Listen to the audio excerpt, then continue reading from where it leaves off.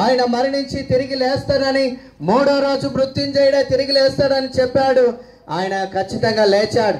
నిజంగా యేసుక్రీస్తు వారు ఎవరంటే ఈ లోకానికి సృష్టికర్త, ఈ సమస్తాన్ని సృష్టించిన వాడు, అందులో మనుషులమైన మనల్ని కూడా కలగజేసిన వాడు.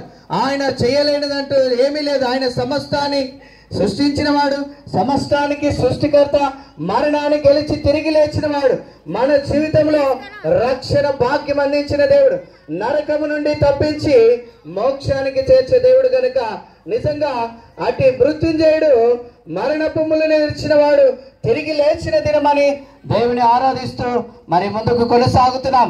అయితే ఇక్కడ మనం గమనించవలసింది ఏంటంటే దేవుడు మరి ఆయనకు మరణం అనేది బంధించి ఉంచలేదు. కేవలం మానవుల పాపముల కొరకే, మన పాపమును తొలగించిన కొరకే ఆయన మరణించాడు, తిరిగి లేచాడు. మూడో రోజు తిరిగి ఆయన లేచాడు, మరి పునరుత్థానుడుగా లేచాడు. దేవునికే మహిమ కలుగును గాక. హల్లెలూయా. బోలో మహారాజుకే, రాజుల రాజుకే, రానున్న యేసయ్యకే, మరణం గెలిచి తిరిగి లేచిన యేసయ్యకే. రైట్, ముందుకు వెళ్దాం. లేచినాడురా, సమాధి గెలచినాడురా,